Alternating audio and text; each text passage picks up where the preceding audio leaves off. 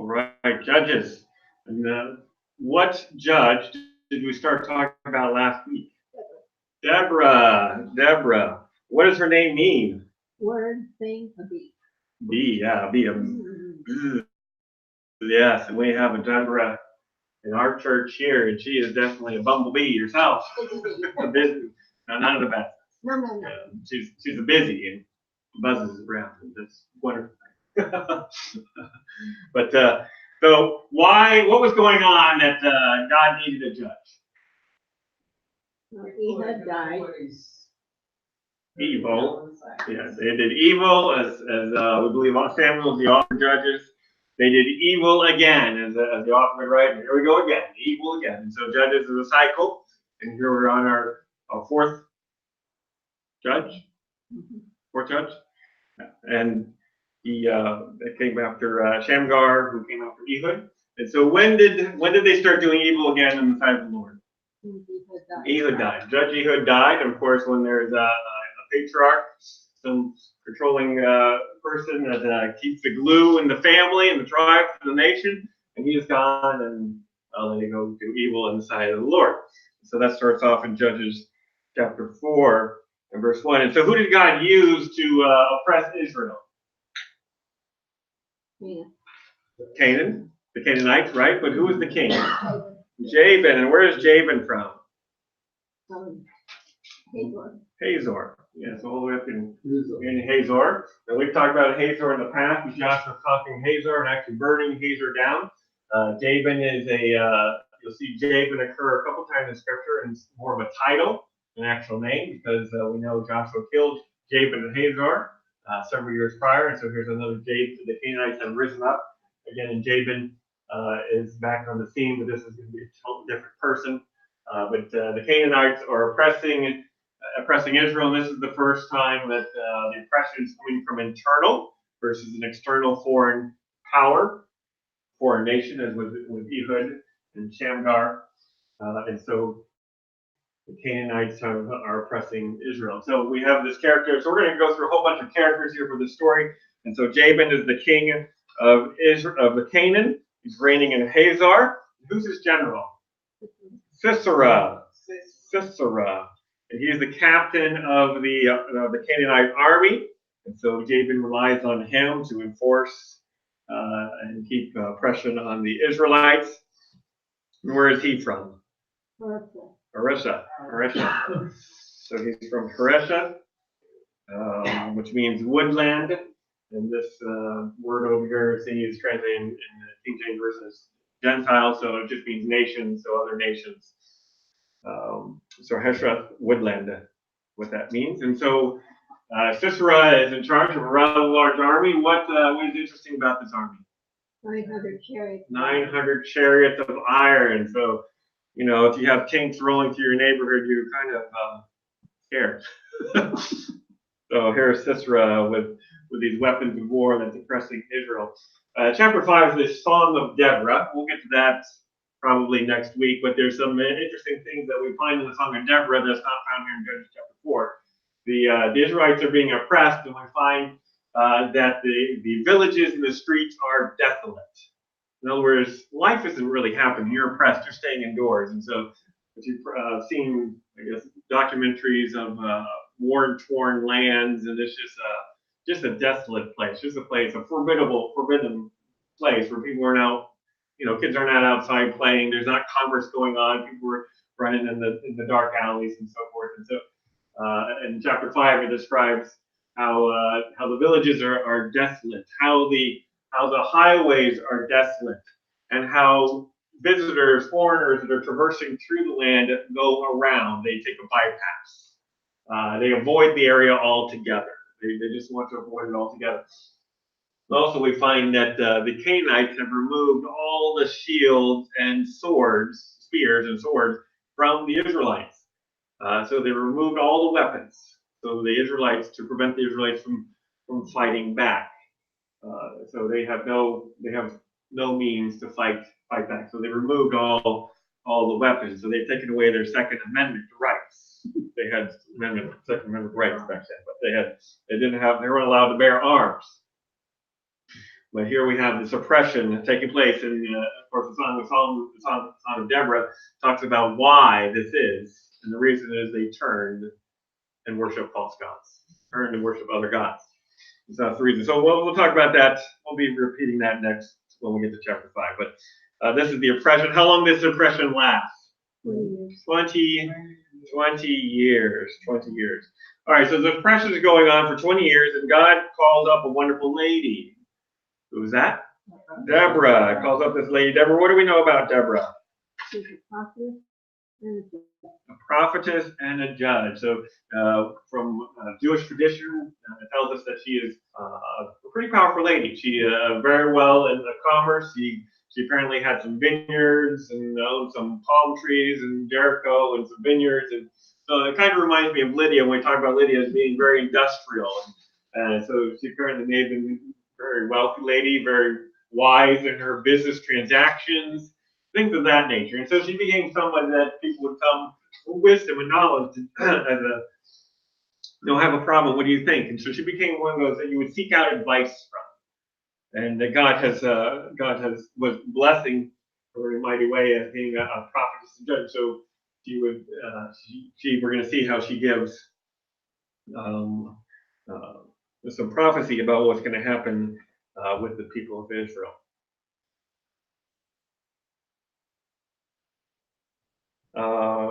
So we also talked about there's several other prophetesses listed in the Bible. We talked about Miriam. We talked about Huldah. We talked about false prophetesses. We can have an influence for good, or we can have an influence for evil, right? Both men and ladies. So there's a false prophetess mentioned in Nehemiah named Noadiah. We talked about Isaiah's wife is known as a prophetess, Anna in the New Testament, who was able to see Jesus as an 8-day-old. We also, Philip had 4 daughters who were known as prophetesses. That's a fun word. And then in Revelation, referring to Jezebel, a false prophetess. So there's a lot of ladies that have been used throughout Scripture in an amazing way. And this is an amazing story about Deborah. What was her husband's name? Lapidoth. Lapidoth. What does Lapidoth mean? I figured tell you. Torches. So lighting torches. Jewish tradition says that the advice of his wife Lapidoth furnished large wicks and oil for the lights of the tabernacle at Shiloh, which burned like torches. This was the effect of this holy woman on everyone around her, spreading the light of Torah. So maybe that he was involved in maintaining some of the lights at the tabernacle at Shiloh. Where did she judge? Under a palm tree between Bethel and Ramah. We talked about how there's a story. There's another Deborah in the Bible. Rebecca's nurse is named Deborah, and there's only one verse about her where she died, and she was buried under a tree here around Bethel. So when it talks about Deborah's tree, it may have been the first Deborah, not this Deborah.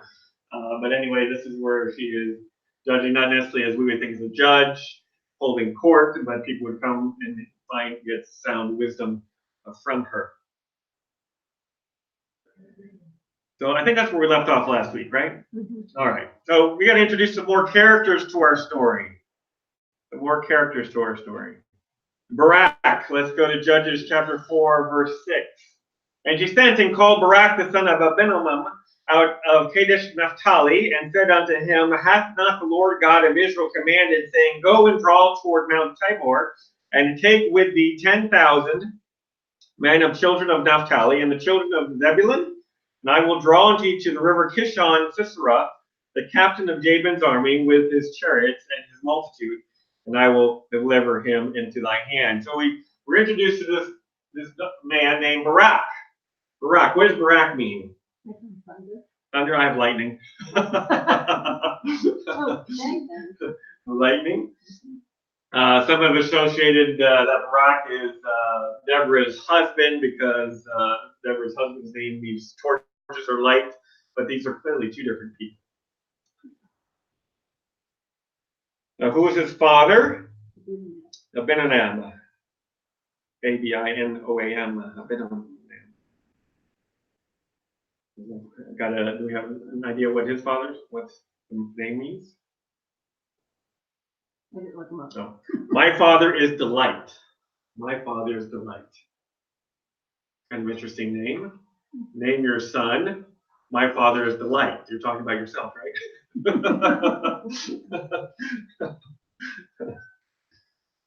So we find that he's a descendant of Naphtali. He's living, so when we see here Kadesh Naphtali, Naphtali is the tribe. And when we get to their Kadesh, so he's living in Kadesh. And there's other Kadeshes that we've read in Scripture. What is the more famous one we've talked about so far? Kadesh Barnea. Yeah. So that's located down here. This is where the Israelites stayed for 38 years. They were in the wilderness where the spies went out from, and the spies came back with 10 bad reports and 2 good reports, and so they didn't go into the promised land. So that's where they were camped out in Kadesh Barnea. Kadesh Naphtali, that's to identify this as a different Kadesh. A different Kadesh. What does Kadesh mean? Holy place. Kadesh means holy place. Kadesh Naphtali is also a city of refuge. City of refuge. So we've talked about this location before. Joshua 21:32, and out of the tribe of Naphtali, Kadesh in Galilee with their suburbs to be a city of refuge for the slayer. And so this is one of the 6 cities of refuge, Kadesh Naphtali. So she called Barak from Kadesh and down to her place near Bethel. Oh, let me see, I got it. There we go. Called Barak down, summoned him down. So again, she must be very well respected for him to make this journey down to speak to Deborah. So we find here in verse 6, and she sent and called Barak, the son, out of Kadesh Naphtali. So here he goes all the way back to Bethel. And what did she tell Barak? Or beat Sisera. We're going to beat Sisera, right? She relayed the commandment for God to gather together an army of 10,000 men and go to Mount Tabor. Sisera will be delivered into your hand. So the verse here goes, hath not the Lord God of Israel commanded? So this is kind of interesting. We're not quite sure if Barak has already got this or Deborah has already relayed this message before, and this is the second time. You know, what are you doing? Hasn't he already commanded this? Why aren't you getting going? Maybe Deborah's calling them down to tell me why you haven't responded to the first command. We're not quite sure. This seems to indicate this is the second message, but we don't know about the first message. So anyway, this may have been a recurring second time around where she's saying, haven't God commanded you to do something? So the command here is go and draw toward Mount Tabor and take with thee 10,000 men of the children of Naphtali and of the children of Zebulun. They will draw unto thee to the river Kishon. Sisera, the captain of Jabin's army, with his chariots and his multitude, and I will deliver in thine hand. So go assemble 10,000 men. That's going to be made up of the tribe of Naphtali and Zebulun. We're going to find that's going to be made up of a couple more tribes. And we're going to come down to Mount Tabor, which is up here. And we're going to draw them out at the river Kishon, and you'll be defeated. Sisera's army will be defeated. Pretty simple, right? How would God like give you that commandment? Go assemble 10,000 men and go to this location, fight, and you'll win. Nobody would do that. All right, now Mount Tabor. A little bit about Mount Tabor. Tabor just means mound. So this is Mount Tabor. Looks like a mound. Mount Tabor is shaped almost like a half a sphere, suddenly rising from rather flat surroundings and reaching a height of 1,886 feet. At the top of the mountain are 2 Christian monasteries, one Greek Orthodox on the north side and one Roman Catholic on the south side. That wasn't there at the time, just so you know. But at present day, you can go there and there'll be 2 churches on the top of the mountain. The Catholic Church at the top of the mountain is easily visible from afar. So here we have that picture in front of us. Mount Tabor is in a strategic location. This is the border of 3 tribes, Zebulun, Issachar, and Naphtali. The mountain's importance stems from a strategic control of the junction of the Galilee's north-south route with the east-west highway of the Jezreel Valley. So if you're going to have a battle, this is probably a good place where it's going to happen, because this is where the convergence of major highways coming through here. And of course, you have a strategic location being on top and coming down, right? So go to Mount Tabor. All right, so some believe Mount Tabor is also the location of the Transfiguration. So the Mount of Transfiguration may also be Mount Tabor. We don't know. But Matthew chapter 17, verse 1 says, and after 6 days Jesus taketh Peter, James, and John, his brother, and bringeth them up into a high mountain apart, and was transfigured before them, and his face did shine as the sun, and his raiment was white as the light. And behold, there appeared unto them Moses and Elijah, talking with him. Then answered Peter and said unto Jesus, Lord, it is good for us to be here. If thou wilt, let us make here 3 tabernacles, one for thee, and one for Moses, and one for Elijah. And so, if anybody tells you Moses never went to the promised land, they're wrong. He is here in the promised land. Several hundred years later. How high did you say it was? 1886. 1,886. So some believe this is the mountain. The other theory is Mount Hermon, which is located north of Galilee. It is the highest mountain, a snow-capped mountain. So that would also fit the bill. But this is a more accessible location. And we'll have a video here. Kind of focuses on the Mount Transfiguration, but gives us some views of the mountain.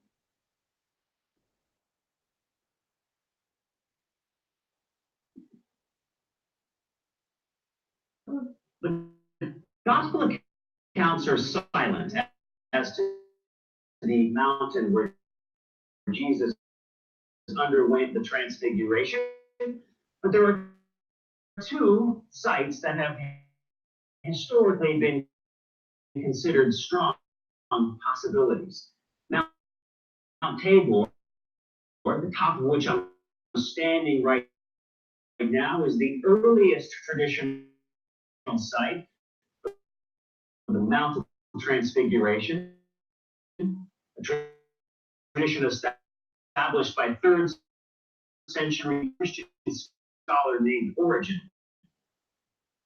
The site was later confirmed by a Latin priest and historian Jerome, along with a theologian named Cyril of Jerusalem in the 4th century AD.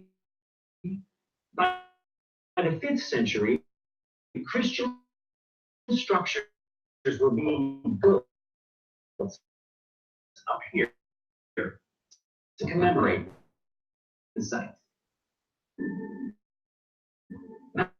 Mount Tabor isn't a very big mountain at 1,886 feet.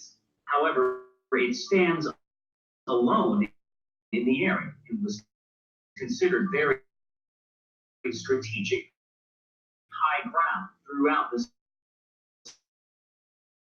centuries. The mountain is located at the eastern end of the Jezreel Valley, 11 miles west of the Sea of Galilee. During the time of Jesus, Mount Tabor was the landmark for an important junction on the Roman highway known as the Way of the Sea. It marked the connector road up to Damascus. The other main possibility for the location of the Transfiguration is Mount Hermon. At 9,232 feet, this mountain is the highest in the area. It is also near Caesarea Philippi, where the previous event that Mount Hermon better conforms to the record than the traditional sites on Mount Tabor, but we just don't know.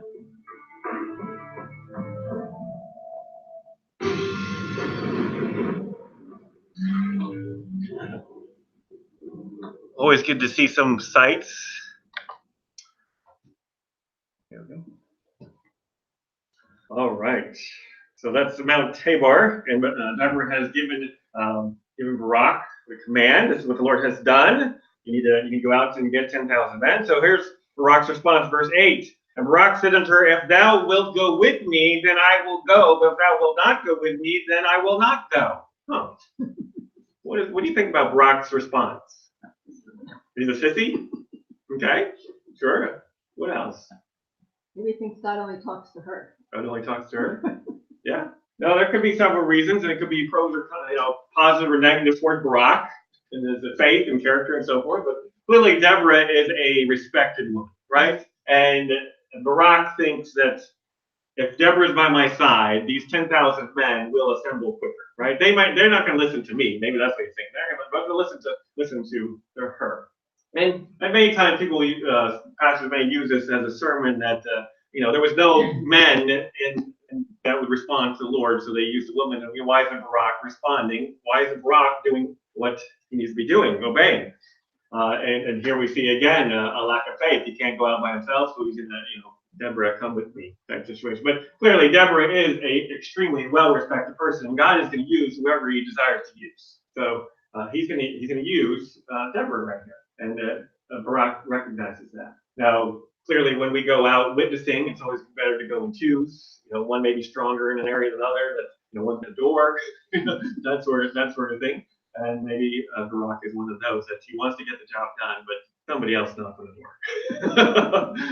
but this is the story here, where Barak is not going to do it on his own. He wants Deborah to go with him. So what does Deborah do? Yes, she said, verse 9, and she said, I will surely go with thee. Surely seems to be an indication of, yeah, of course I'll go with you, no doubt. Notwithstanding, the journey that thou hast taken shall not be for thine honor, for the Lord shall sell Sisera into the hand of a woman. And Deborah rose and went with Barak to Kadesh. So Deborah responds and says, yep, I'll surely go. But what does she say is going to happen? He's going to win, but the glory's going to go to a woman. Glory's going to go, but you're not. In fact, it's not going to go to you. It's going to the hand of a woman.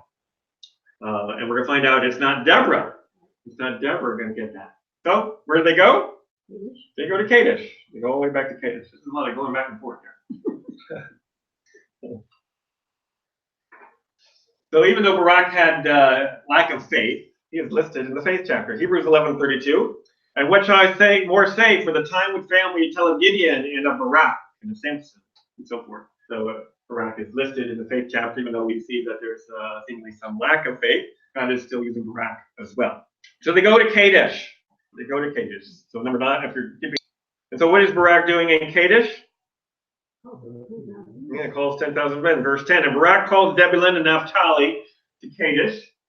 So here's Zebulun and here's Naphtali, assembling them at Kadesh. Judges 5. He went up with 10,000 men at his feet, and Deborah went up with him. Judges 5:15. And the princes of Issachar here with Deborah, even Issachar and also Barak. And he was sent on foot into the valley. So we also see Issachar has joined the fight. So Zebulun, Naphtali, Issachar, and we're going to see Manasseh as well is going to be in this fight also.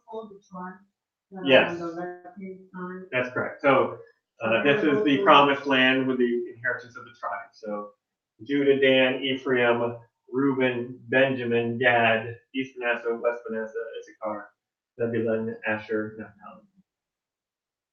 Yeah. So here they are in Kadesh, assembling the 10,000 men. Now introduce another character. You're going to have a scorecard to keep track of this. Heber, Judges 4:11. Now Heber, the Canaanite, which was of the children of Hobab, the father-in-law of Moses, had severed himself from the Canaanites and pitched his tent into the plain of Zanem, which is by Kadesh. They showed Sisera that Barak, the son of Abinadab, was gone up to Mount Tabor. So who is this individual? Heber. Who's Heber? He's a Canaanite. Who are the Canaanites? Descendants of Hobab. Who was Hobab? Moses' brother-in-law. Moses' brother-in-law, yes. So Jethro would have been the father, right? So Moses' father-in-law, Jethro. Jethro, remember Moses had asked Jethro, hey, why don't you come with us to the promised land? Jethro decided to stay, but Hobab, the brother, said, I'll come. So Hobab comes and takes his family with him along in the wilderness. We next see this, remember we talked about earlier in Judges, where the Canaanites show up again, and they decide to take part of the inheritance south of Hebron. What's the other city? What's this other city there? South Israel, and settle there. They're nomadic. There's a lot of good things written about the Canaanites, but this particular man, Heber, broke off, severed, and so we find so the Canaanites, his family is living way down here. He takes his plan and goes all the way up here, and they're living here. But what do we find that Heber's doing? Also targeting men. He's not getting men down. He informed Sisera. He's informed. He has made peace. He has sided with the Canaanites. He has sided with Jabin. Jabin's located nearby. Kadesh is just Hazor and Zebulun is located just outside of Kadesh, where Barak and Deborah are there assembling men. And so he's real friendly with the Canaanites, with Jabin and with Sisera. And so he informs. He's like a spy. He informs on them that, hey, Sisera, they're assembling 10,000 men, and they're going to be going to Mount Tabor. So we got some intrigue here with this man named Heber. Now, regardless if Heber's good or bad, right? God is using him. Because how else is God going to get Sisera to Mount Tabor? Because he needs, God is calling the Israelites, calling Barak and to come assemble the men and go to Mount Tabor. Well, Sisera's army is not at Mount Tabor. They're over here at Arusha. Well, somehow, in order to have a battle, you have to have an enemy. Well, God arranged for a spy that will give the information so that they could be on the move. But God works in amazing, mysterious ways. So if you think something bad happening, God's working it. All right, so verse 13. And Sisera gathered together all his chariots, even 900 chariots of iron, and all the people that were with him, from Haresh of the Gentiles unto the river Kishon. There we go. Now we're assembling. The Israelites are assembling there about Tabor, and now we have Sisera. Where's Sisera? There we go. Sisera is coming, gathering all his troops. Now, if you're Sisera saying, man, they're sending all these men in one location, let's just wipe them out in one shot. So Sisera takes all his chariots. This is going to be a big battle, right? Historian Josephus points out that Barak's army was on foot while there were 10,000 horses in Sisera's cavalry. So we're only mentioning your 900 chariots, but the army was much bigger, right? The infantry included. So now we're assembling at the river Kishon. And here's a picture of the river Kishon. Kishon means winding. And apparently in Arabic, it means river of slaughter. Yikes. Kishon is mentioned a couple times. This is where Deborah had said this is where Sisera will be defeated. In 1 Kings 18:40 is where the site where the prophets of Baal were executed on Elijah's orders, following Elijah's contest at Mount Carmel. So there's some history here at the Kishon River. All right, here's a video on, basically flood control and stuff on the Kishon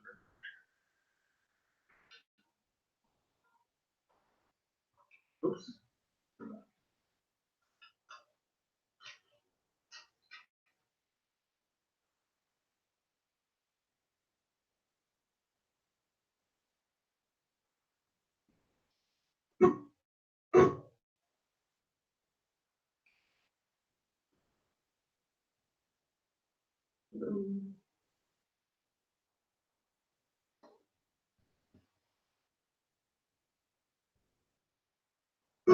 This magnificent location that looks like the perfect place to spend a leisurely Saturday with the family is surprisingly enough the Kishon River today.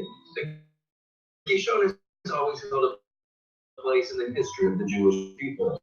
From the story of Deborah, the prophetess, up to the famous Rakivana and Valley train that crossed the Kishon River on its way from Haifa to Damascus. Unfortunately, in the past few decades, whenever you heard about the Kishon, this is what came to mind. When the industrial area was built in the Haifa Bay, the Kishon became contaminated by industrial wastewater and sewage draining directly into the water, almost destroying the local ecosystem. The river became synonymous with pollution and danger. All this started changing since 1994 when the Kishon River Authority was established. Its objective of restoration of the river and surrounding areas, monitoring, controlling, and stopping the pollution sources, and restoring the ecosystem and habitat. Actions that are all helping to create a local green lung and place for sports, leisure, and recreation for area residents. Restoration actions included elimination of the majority of pollution sources, significant improvement of river water quality, incorporation of the river's needs into regional planning programs, preservation and reintroduction of species that existed in the Kishon in the past, and restoration of wildlife to its waters and its banks. In compliance with nature's right for water supply, approval was recently granted to divert fresh water into the river from dormant drilling sites and natural springs. In addition to the restoration program, parks and bicycle paths were developed along the banks of the Kishon River, creating a green nucleus for the Haifa metropolis. The involvement of the Kishon River Authority and the Ministry of Environmental Protection enabled the restoration of breeding grounds and enrichment of the wildlife along the riverbank. Just this year, approximately 50 different species of birds were counted randomly. The cormorant population has grown from merely a few birds to over 3,500 in 2011. Birds such as the black-winged stilt, the kingfisher, and the egret all return to nest on the riverbanks. The river has resumed the diversified ecosystem that is typical of coastal streams. Flora has once again begun to blossom, and the river estuary and its historic route known as the Appendix 530 different species of flora have been identified, including crimson clover. But there is still much work to do. The project for cleaning the polluted riverbed is about to commence, and upon completion will enable the sailing and fishing. The grounds near the river will be converted into a network of parks, beginning with vast park grounds near the riverbank, which will then be connected to a central metropolitan park, marking an environmental transformation of the greater Haifa Bay area. The Kishon River will rise into a place of beauty and main green run of the Haifa metropolis to be enjoyed by all the residents of Israel. The Kishon River Authority, watching over the river for you. I wanted to show you a bit about the river, not necessarily all the environmental work they're doing, but I figured that's interesting. All right, verse 14. And Deborah said unto Barak, Up, for this is the day in which the Lord hath delivered Sisera to Mount Tabor and 10,000 men after him. Apparently Barak needs a lot of reminding here. So H, Deborah reminds Barak that the Lord has delivered Sisera. The Lord has delivered Sisera. Verse 15, and the Lord discomfited poor Barak, so that Sisera lighted down off his chariot and fled away in his feet. And Barak pursued after the chariots and after the host until Harsha of the Gentiles, and all the host of Sisera fell on the edge of the sword, and there was not a man left. How did these 10,000 chariots plus the Lord, yes. Now, in the Song of Deborah, we find that the Lord used rain to make the chariots unusable. Judges chapter 5, verse 21, the river Kishon swept them away. Then were the horse hoofs broken by the means of the prancings and the prancings of the mighty ones. Apparently, the Lord used an unusual rainstorm come down the river and so forth. So here they are. God has put the Israelites on the mountain, right, above the raining water, the Sisera's army in this mud bog rain. And here we have where these men that don't have swords and spears and so forth, they're coming down and slaughtering Sisera's army. And here's the reason, you think, well, why? Well, we need the swords and spears. Well, the Lord didn't give them for a reason, because they didn't need them to defeat Sisera. And here we have Sisera's army is defeated. So what happened to Sisera? He runs. Well, that's a good commander. I thought the captain goes down to the ship. Or the general. Ship, remember? We're in a chariot. Where the ship. Oh, some more graphics there.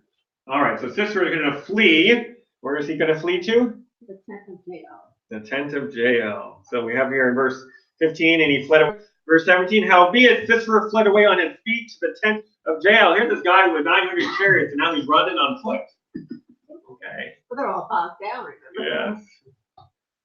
So he runs. There he goes. He's running. And he runs up to his friend Heber, right? Mm-hmm.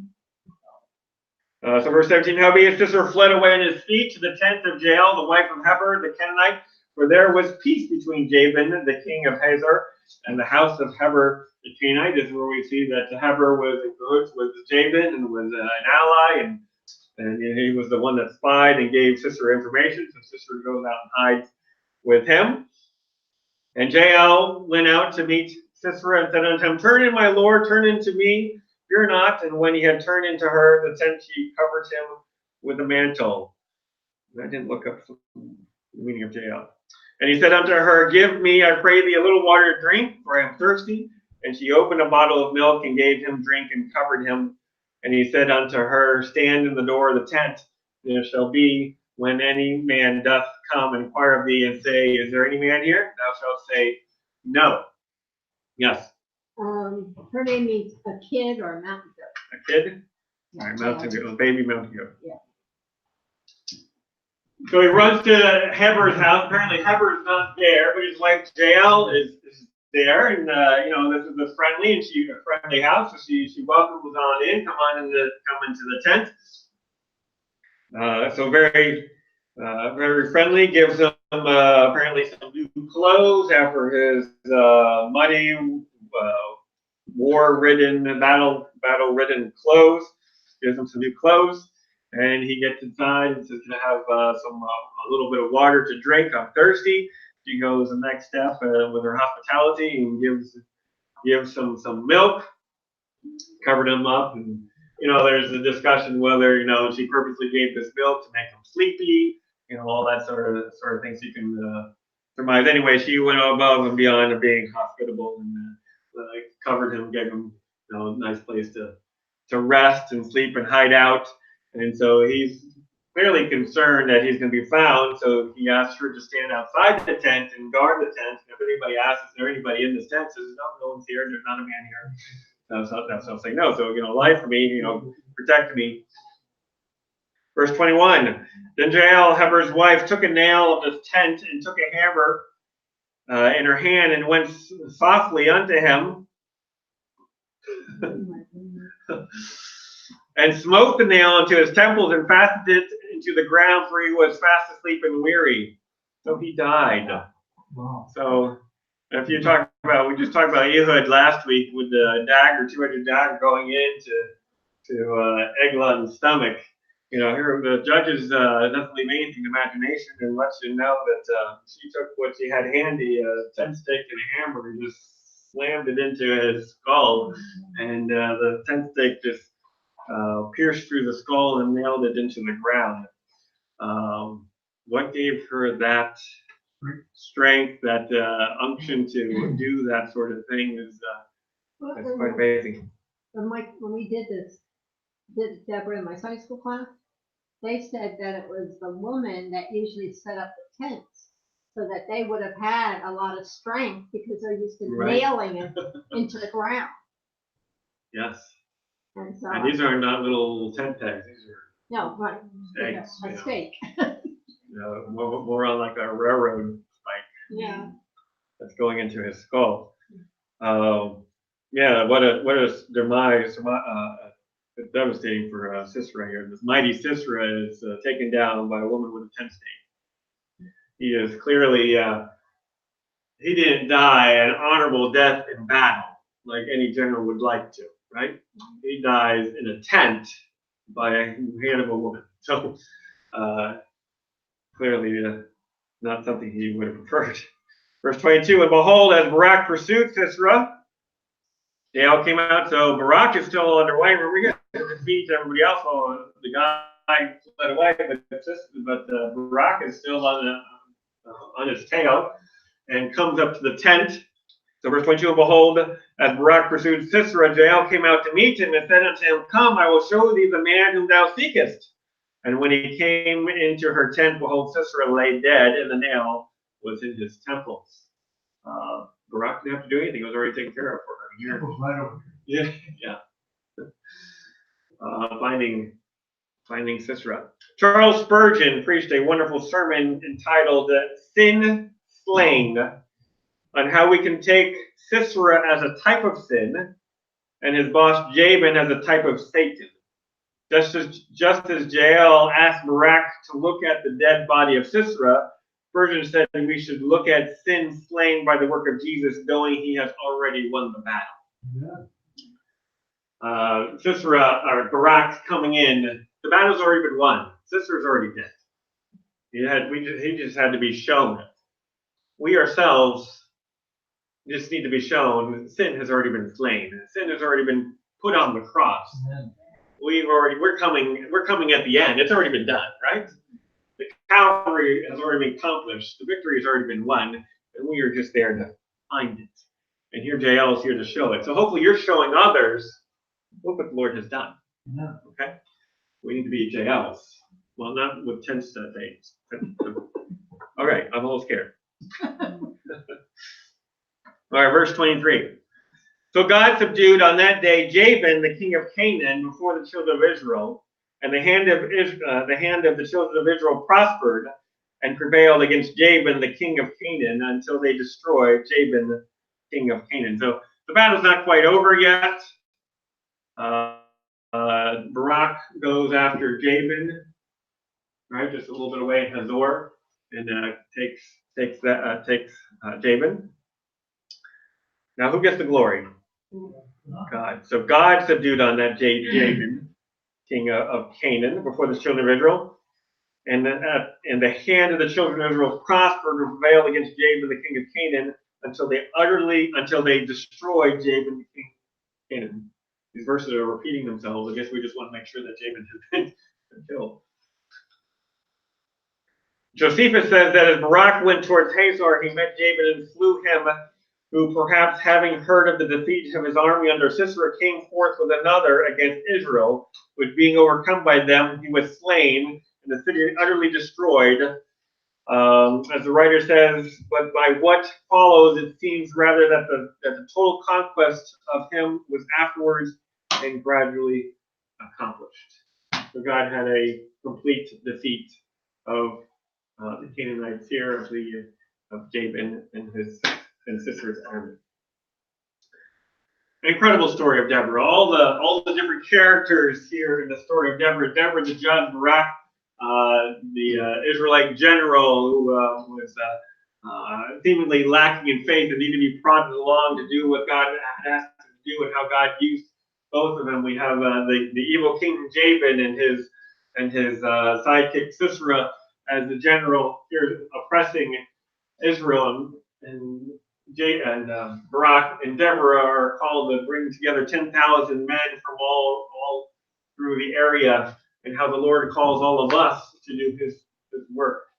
And then to have the attack, and how God arranged for everything to take place, with Heber giving notice as a spy to have Sisera's men in the right location so they could be defeated, because God had rain coming to flog down the chariots, and then to have Jael there, who is Heber's wife, who supposedly is friendly with Jabin, but apparently not, and didn't quite agree with her husband's politics,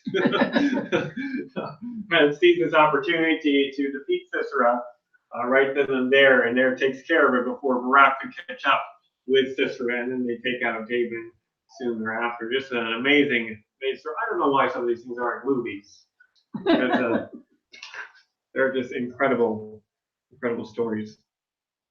Judges chapter 5 is the Song of Deborah. It's a hymn of victory, and we're going to cover that next week. But maybe I'll show you a video.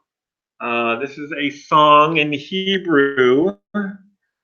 Very pretty. I found it to be extremely pretty. Oh, come on.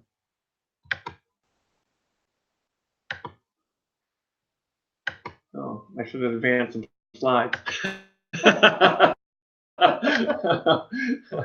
There we go.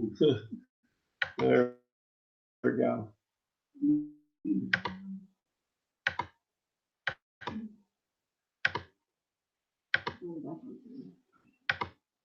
But repeat itself. Right, here we go. So it's Hebrew, so read the subtitles if you can.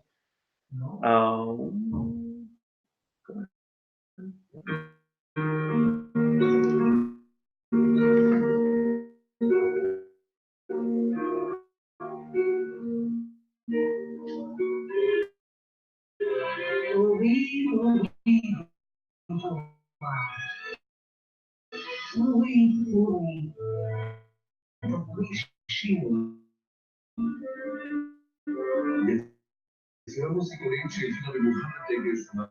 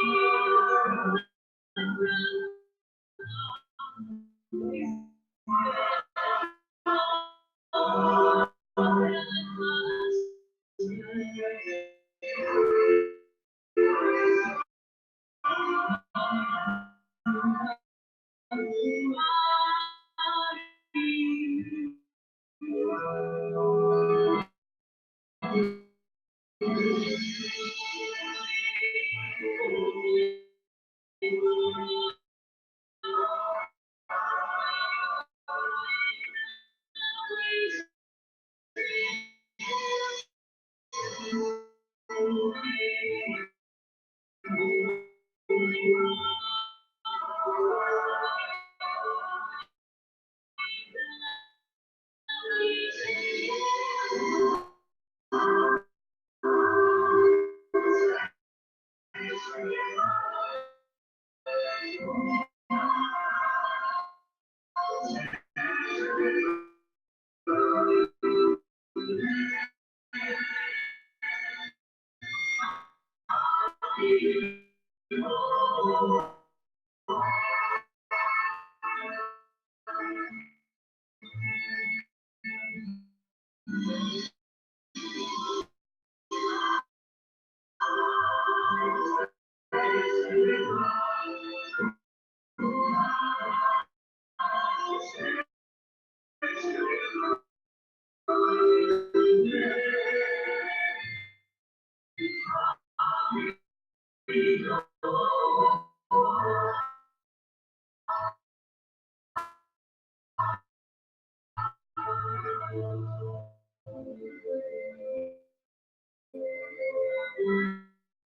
you.